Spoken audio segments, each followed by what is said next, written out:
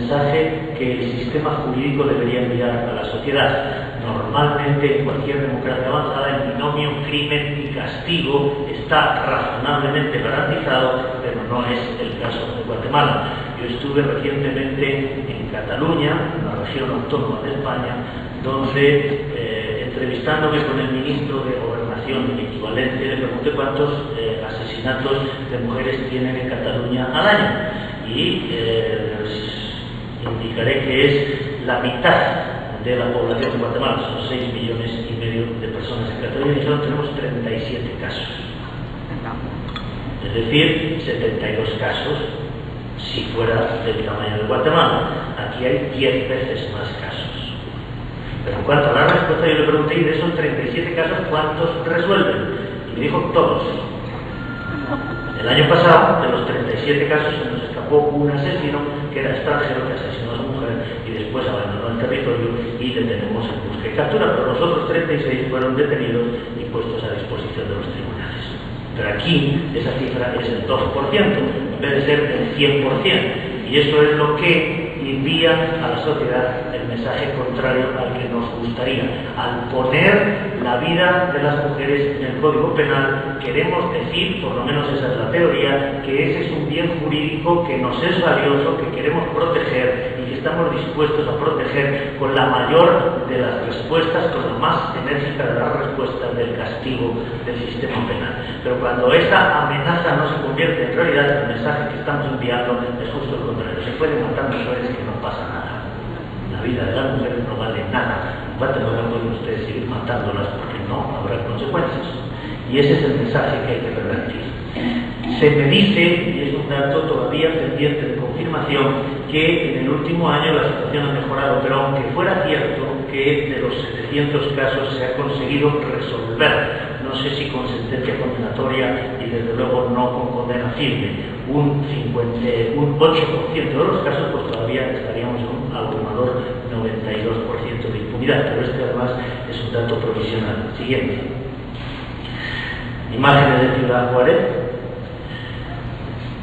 Y aquí está la otra convención, la interamericana, la convención de Belém do Pará, que nos haría reflexionar, que nos debería llevar a reflexionar sobre si no necesitamos otra convención, no solamente en otros ámbitos regionales. Por ejemplo, el Consejo de Europa va a empezar a discutir una convención para la eliminación de la violencia contra las mujeres en Europa, sino una a nivel planetario, una en el ámbito de las Naciones Unidas, que haga lo mismo que se ha hecho respecto de otros fenómenos criminales transnacionales, y ese sería el caso de buena parte de las modalidades de violencia contra las mujeres, la explotación sexual, la esclavitud sexual, la trata de mujeres, y también aquellas otras que son verdaderas pandemias en el conjunto de la comunidad internacional y que tienen necesidad de respuestas de armonización desde la comunidad internacional. Yo creo que necesitamos una convención de Naciones Unidas contra la violencia de género que armonice los tipos penales, que sea lo mismo el feminicidio aquí que en la India, que en España o que en China, que sean los mismos los mecanismos procesales para su persecución, que mejoren los procedimientos de cooperación judicial y que desde luego mejoren los procedimientos de extradición, porque en este mundo de migrantes en el que vivimos es muy frecuente que, cometido el delito, el autor simplemente cambia de país y es prácticamente inencontrable, porque los mecanismos de la extradición están muy bien previstos para el tráfico de drogas, para el terrorismo, para otras modalidades de delincuencia internacional, pero no para la violencia de género. En todo caso, esas son las previsiones de la Convención de Belém do Pará, que previene la mejor protección de las mujeres y el derecho a una vida libre de violencia. Siguiente. Pero que se inscribe en todo caso en el ámbito del Pacto Internacional de Derechos Civiles y Políticos, artículo 2, que es idéntico que el Pacto, mejor dicho, que la Convención Americana de Derechos Humanos, artículo 1, y establece cuáles son los deberes de los Estados para con sus ciudadanos en relación con los derechos fundamentales. Y aquí es donde me interesa establecer la diferencia fundamental que explica por qué la falta de respuesta del Estado en los casos de violencia de género es una situación escandalosa de discriminación contra las mujeres. Miren, todos los Estados tienen la obligación de respetar los derechos de los ciudadanos, hombres o mujeres, de asegurarse que no sean los servidores públicos quienes violan esos derechos fundamentales. Pero todos los Estados tienen además una segunda obligación, que es la que fracasa estrepitosamente en los países donde impera la impunidad, que es la obligación de garantizar, prevenir que los abusos no se produzcan y reaccionar cuando estos se producen, investigando, persiguiendo, castigando a los responsables y reparando en la medida de lo posible a las víctimas. Pero me gustaría llamar la atención sobre el aspecto preventivo. Hay una diferencia fundamental en la violencia de género entre la que es doméstica y la que es extrafamiliar. En la violencia doméstica el autor es conocido. Es siempre el marido, el padre, el novio, el conviviente, el vecino, el jefe, el compañero. Y solo en los casos de la violencia extrafamiliar, la víctima y el victimario suelen unirse de una manera aleatoria, es decir, es el agresor sexual que sale a la calle y elige su víctima al azar en función de las circunstancias. En este último caso, en cuanto a la violencia no doméstica, solo la aplicación estricta de la ley ofrece soluciones. La investigación penal, de la misma manera cuando se encuentra el cadáver de una mujer que cuando se encuentra el cadáver de un hombre. Hay 100 posibilidades y de esas 100 deberíamos estar cerca del 100 y estamos cerca del 2.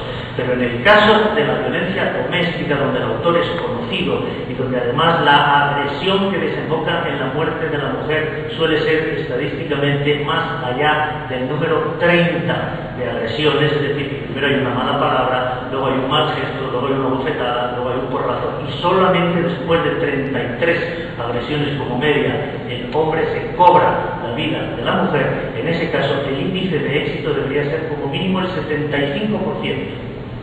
Porque en 3 de cada 4 casos, como les digo, el autor es conocido. Entonces la pregunta es, si en el caso de los hombres el 100% de los autores es desconocido, y en el caso de las mujeres el 75% de los autores es conocido de antemano, primero, ¿por qué no somos capaces de prevenir la muerte de esas mujeres? Sabiendo que el agresor es como una bomba de relojería que tarde o temprano explotará y termina por explotar sin que el Estado sea capaz de impedirlo, sin que sea capaz de cortar esa cadena antes de llegar al último eslabón, pero sobre todo porque las cifras de eficacia son las mismas en hombres que en mujeres, cuando en el caso de las mujeres, en 3 de cada 4 casos, en el 75% de los casos, no reviste dificultad alguna encontrar al agresor y ponerle a disposición de los tribunales. Eso solo se explica si entendemos que para los tribunales es particularmente indiferente el valor vida humana femenina. Siguiente.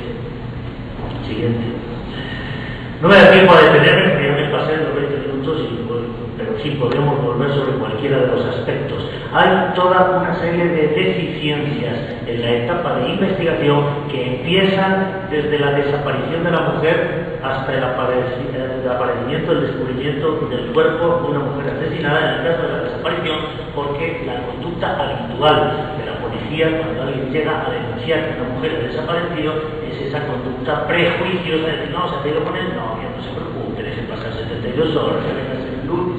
Si no ha aparecido para el lunes, nos lo tomaremos en serio y trataremos de buscar. Bien, todos los asesinatos se producen en esas 72 horas. De manera que es mejor tomar 9 de cada 10 falsas alarmas por una que es real, que simplemente dejar pasar 72 horas para después cosechar solo cadáveres. Pero desde el descubrimiento del cuerpo, el procesamiento de la escena del crimen, donde llega el policía y tira la colilla al lado de la del agresor y toda esa cantidad de conductas viciadas, es lo primero que explica por qué los resultados son tan pobres, porque las cosas se hacen mal, se hacen sin interés, se hacen sin método, no se siguen los protocolos, y la firma del asesino está casi siempre, para quien pueda leerla y encontrarla en la escena del crimen, es borrada por los propios investigadores, a veces, la mayor parte de las veces, por pura impericia o por negligencia. Siguiente. Más.